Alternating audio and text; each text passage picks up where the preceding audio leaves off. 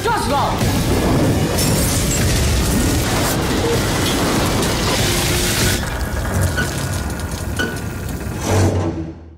Bienvenue sur Mag. Aujourd'hui, je suis avec Sébastien Vanitschek. Salut. Ça va? Très bien.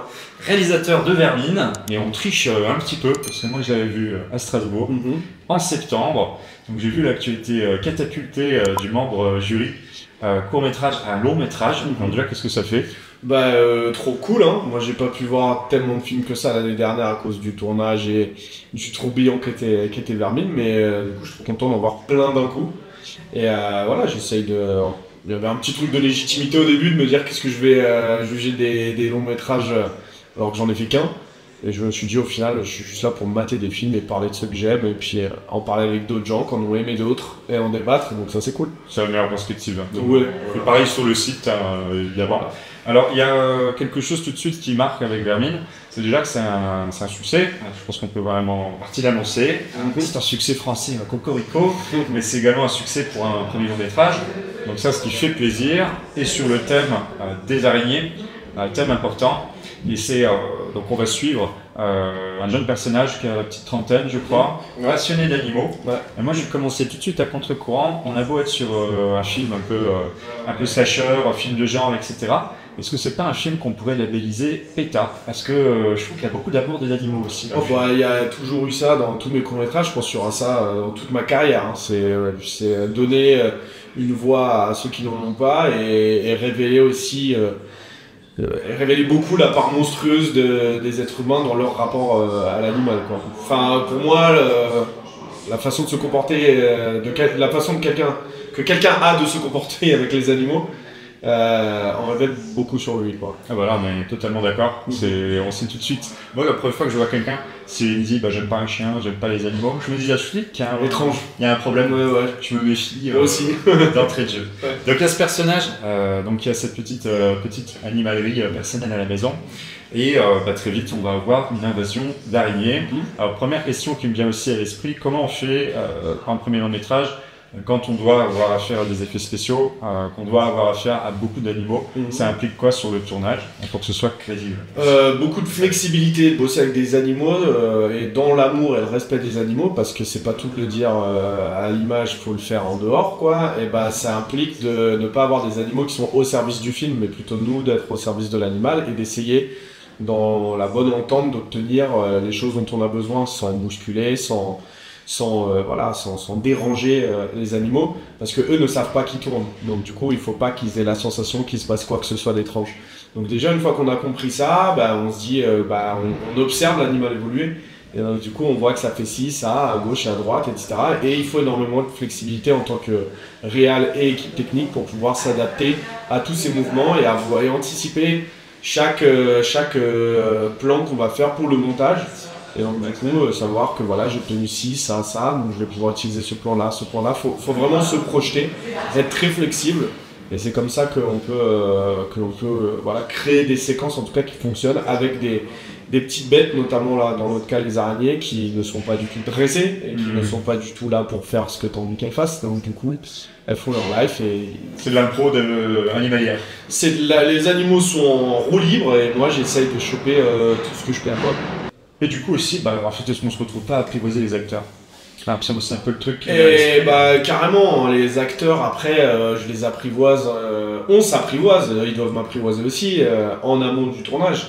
C'est pour ça que quand on fait ce qu'on appelle un casting, j'ai plutôt envie de dire séance de travail, où on apprend à se connaître, on se renifle, on voit où ça va, comment on se parle, est-ce que c'est le même langage, est-ce que c'est les mêmes énergies, est-ce qu'on va dans la même direction.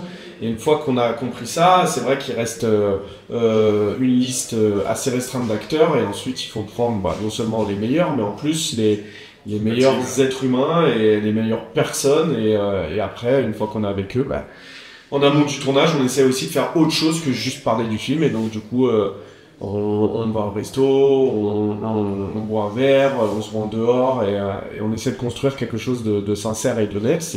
Et je n'imagine pas tout le temps le cas. En tout cas, moi, je voulais le faire pour celui-là, parce que c'est des acteurs de ma génération, et du coup, je voulais que tout le monde parle le même langage sur ce film. Et si aujourd'hui, on me fait en tout cas des compliments sur le personnage, je dis c'est vraiment notre travail commun à tous. qui a créé ce qu'on voit à l'image aujourd'hui, quoi. C'est cool parce que les personnages sont hyper attachants. Et bon, évidemment, il y a la thématique du langage, qui est le langage en fait, qui est propre en fait, à leur milieu. Ça, je trouve ça assez cool. Et ça me fait penser à quelque chose, parce que je crois que je t'avais vu réagir aussi sur les réseaux sociaux, sur le fait que il avait pu y avoir des réceptions un peu contraires des fois. Il y a des gens qui avaient été hyper agressifs du fait que ce soit un langage entre en fait populaire. Ouais. Et ça, c'est quelque chose que j'ai l'impression que c'est quasi systématique. Dès qu'il y a un film où il y a des gens qui parlent comme la tour, que j'ai beaucoup aimé, par exemple, et il y a une espèce de haine miroir, alors que ça n'arrive pas du tout quand on a un film sur des bourgeois ou des gens qui parlent avec une particule. Non, mais c'est comme si on était une insulte à la langue française parce qu'on dit wesh ou parce qu'on fait du verlan. On a grandi dans des quartiers où c'est le langage. Et si tu regardes le cinéma d'Audiard, il allait chercher aussi un parler qui n'était pas parlé par tout le monde en fait. Donc du coup il y a un truc de... Oui, on fait la même chose, il y a une façon de parler. J'ai pas envie de dire nouvelle, parce que moi j'ai grandi avec et du coup j'ai 30 piges passées et du coup j'ai entendu ça toute ma life. Donc du coup il y a vraiment un truc une espèce de rejet de ce qui n'est pas, ce qui ne nous ressemble pas et qu'on considère inférieur, parce que voilà, c'est comme la chaussure, la TN, elle est beaucoup utilisée dans le film parce qu'elle est très très très mal connotée, alors que vraiment pas du tout, quoi. C'est une paire qui est plutôt iconique quand on est en banlieue parisienne, en tout cas dans celle où j'ai grandi. Et du coup, moi, c'est utiliser ces éléments qui parlent à énormément de monde, et encore une fois, donner une voix à ceux qui n'en ont pas ou peu. Et faire taire les autres, quoi. Et le film ne fait que parler de ça, ne fait que parler de ces gens qui sont jugés pour leur apparence, comment ils se sapent, comment ils parlent, et on veut les ranger dans des boîtes et on veut surtout pas les voir en dehors. Oui, les invisibiliser concrètement. Ouais, donc du coup on ne répondait pas à la fachosphère, mais c'est vrai que c'était vraiment, il y avait des moments où ça montait, de voir des commentaires qui étaient vraiment très très limite, racistes, qui étaient... Et voilà, on leur a fait fermer leur bouche avec un film qui a eu du succès. Mais ça fait plaisir parce que vraiment, moi j'avais le même symbole et j'ai pas compris ce qui s'est passé parce qu'on avait fait, on n'a pas fait d'interview à ce moment-là, mais sur la tour où il y a pareil, je veux dire, en termes d'acteurs sur comment il est sorti l'année dernière, je crois que j'étais encore une fois dans mon rush, dans mon tourbillon de Vermine l'année dernière, donc j'ai rien vu autour de ça. Il y a des parallèles à faire parce que c'est des huis clos, il y en a sur une barre d'immeuble, toi c'est aussi dans un immeuble, mais je veux dire, ils peuvent pas sortir pour un phénomène fantastique, toi c'est des araignées de l'autre côté, mais il y avait ce côté où j'ai pas compris pourquoi il y avait autant de messages de haine sur nos vidéos, c'est-à-dire les gens étaient mais furieux. Et je me dis, mais il y a un malaise. Je pense que le film de banlieue, entre guillemets, puisque maintenant c'est devenu un genre à part entière, même si je comprends pas trop, il y a un rejet de la banlieue, il y a un rejet de voir ces gens prendre le cinéma. On considère que c'est une sous-culture et qu'elle a rien à faire dans la grande culture qu'est le cinéma. Et j'en parlais avec le jury jeune ici, quoi. C'est de me demander un seul conseil et je disais, sentez-vous légitime, quoi. C'est pas parce qu'on vient pas du bon endroit, qu'on parle pas de cette façon, qu'on s'habille pas de cette manière, que si que ça, qu'on n'a pas le droit de. Et faites-le et le public sera là pour y répondre si c'est bon, parce que si c'est bon, il y aura toujours des gens qui vont être là pour soutenir. Je sais pas qu'il n'y a non plus que des films qui soient réalisés sur les banlieues et des gens qui n'ont jamais vécu et qui n'ont jamais mis les pieds. Surtout quand on est jugé par des gens qui disent ouais, le cliché de la banlieue, mais tu n'y as jamais mis les pieds, donc qu'est-ce que tu sais d'un cliché? Toi, on t'a offert un cliché sur un plateau en disant voilà, c'est ça la banlieue. Du coup, tu dis dès qu'il y a un film qui ressemble, c'est un clichon, mais tu sais pas de quoi c'est fait, quoi. Et moi, en l'occurrence, dans ce film, je veux montrer une part plutôt hyper positive et montrer tout ce qui fonctionne en banlieue, en parlant plutôt des problèmes qui viennent de l'extérieur et comment on les gère de l'intérieur. Solidarité, amour pour son prochain, mais voilà, des valeurs qui sont plutôt extraordinaires et que j'ai pas vu de l'autre côté. En dehors de la banlieue, je l'ai moins vu. Mais puis le vivre ensemble, c'est un du grand terme, mais je veux dire, il y a pas de, parce qu'on adore dans les médias culturels à la Bolloré, dire voilà, il y a du séparatisme, etc. On adore. Ça c'est vraiment. Alors, en fait, si tu veux, ils n'ont pas la différence. Je nous trouve, je vais pas comparer en disant on est plus, on est moins. En tout cas, je nous trouve, nous, gens de banlieue, et j'ai envie même de dire gens de province, gens qui sont en dehors des grandes villes, des capitales, en dehors de ces murs, très curieux, avec des horizons extrêmement larges, parce qu'on a grandi dans des univers qui nous permettaient de voir tellement de choses différentes et de cultures différentes que il y a moins de problèmes que des gens qui vivent dans l'entre-soi et derrière ont un regard très étrange sur ce qui est différent d'eux. Qui n'ont jamais pris le temps de parler avec quelqu'un. Alors moi, je vis en Alsace d'habitude, donc je connais bien la thématique du racisme où toute la région est gangrénée par l'extrême droite, mais en fait, ils n'ont jamais côtoyé personne. Clairement. C'est génial. Prenez une fois le RER et puis vous allez découvrir un monde vraiment fascinant. C'est ça. Et il y a quelque chose d'autre que je trouve intéressant, que j'ai trouvé intéressant, beaucoup de choses dans le film, notamment le rapport, il n'y a pas de bon film d'horreur sans travail important sur le son. Et j'ai lu que tu as travaillé, quasiment de bout à bout, je crois, sur la partie sonore. Oui, carrément, enfin, ça me paraît logique et évident. Je l'ai toujours dit, pour moi c'est 80% du film. Et c'était un peu dur pour les équipes de montage et les acteurs qui ont vu les premières brutes de montage quand je leur disais bon, ok, c'est bon, on a fait 10% là. Parce que le film est presque là pour eux et je dis non, il y a que 10% du film là, il y a tout est à créer.